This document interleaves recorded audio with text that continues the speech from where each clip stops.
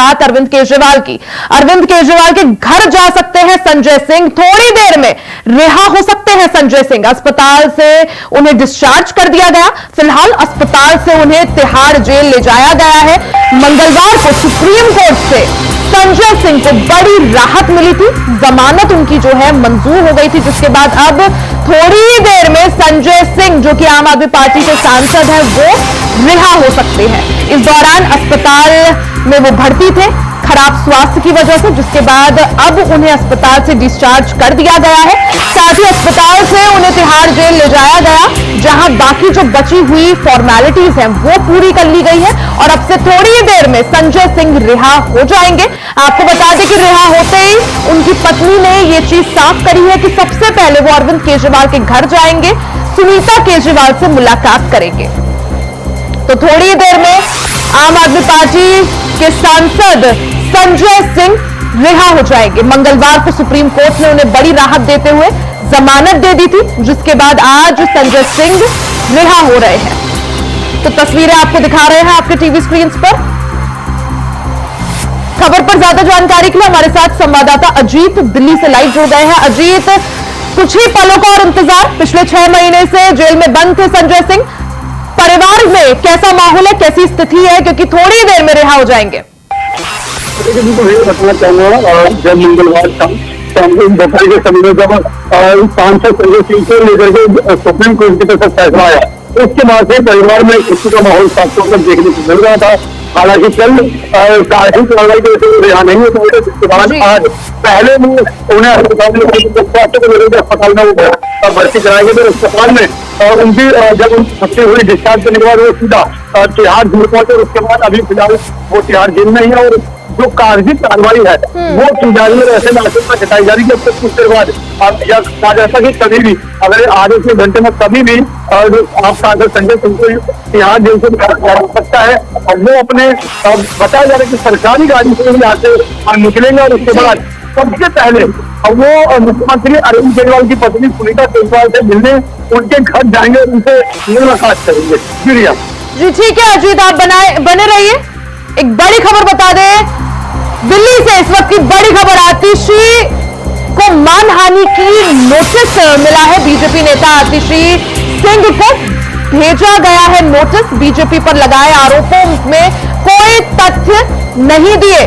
किसने बीजेपी में आने के लिए कहा था, संपर्क किया था, इस पूरे मामले को लेकर आम आदमी पार्टी के नेता आतिशी को भारतीय जनता पार्टी ने मानहानि का नोटिस दिया है। साबित करे कौन है और कब संपर्क किया है। इन लोगों की आदत है झूठ बोलकर भाग जाने की। दिल्ली में आम आदमी पार्टी की चोरी लगातार पकड़ी जा रही है, ऐसा भारतीय जनता पार्टी का कहना। तस्वीर आपको दिखा रहे हैं कि किस तरह से आम आदमी पार्टी की नेता कैबिनेट मंत्री आतिशी को मानहानि का नोटिस दिया गया है। भारतीय जनता पार्टी की तरफ से नोटिस दिया गया है। बीजेपी ने कई आरोप लगाए हैं आतिशी पर, कहा है कि कोई तथ्य नहीं दिया है आतिशी ने। किसने बीजेपी में आने के लिए कहा था, किसने संपर्क किया था, साबित करे आतिशी, और कब संपर्क किया था यह भी साबित करे। आपको बता दें कि इससे पहले आतिशी ने मीडिया के सामने प्रेस कॉन्फ्रेंस कर ये बात बोली थी कि मुझे जेल में भेजा जा सकता है, मुझ पर भी ईडी शिकंजा कस सकती है।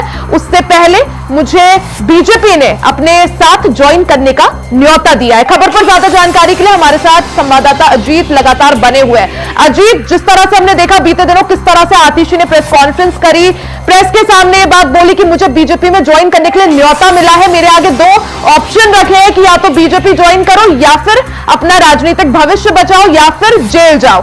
अब इस पर भारतीय जनता पार्टी ने बड़ा कदम उठाते हुए उन्हें मानहानि का नोटिस दे दिया। क्या जानकारी आपके पास इसको लेकर?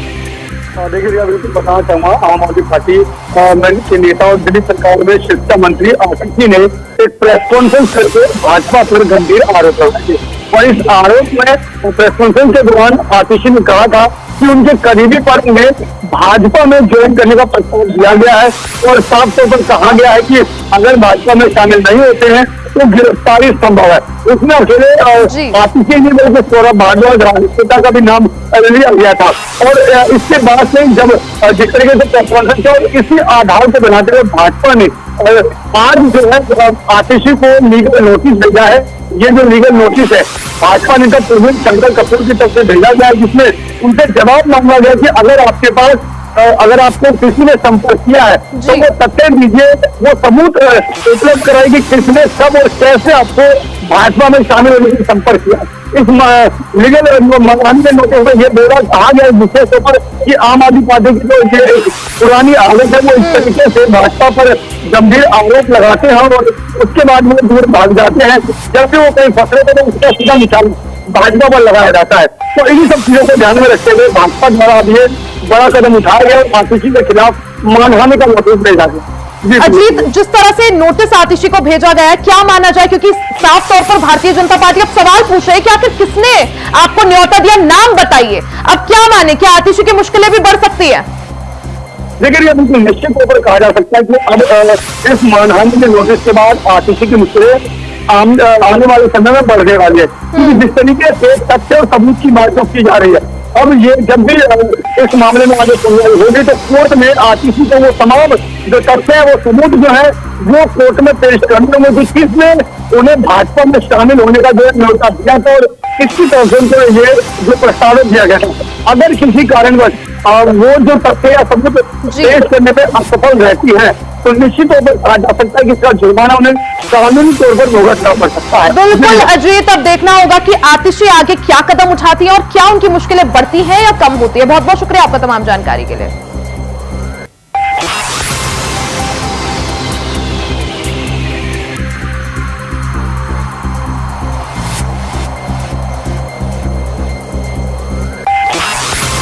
तो दिल्ली सरकार में मंत्री आतिशी सिंह को मानहानि का नोटिस बीजेपी की तरफ से दिया गया है। भारतीय जनता पार्टी ने ये नोटिस आतिशी को दिया है। अब देखना होगा क्या उनकी मुश्किलें किस तरह से बढ़ती हैं या कम होती हैं।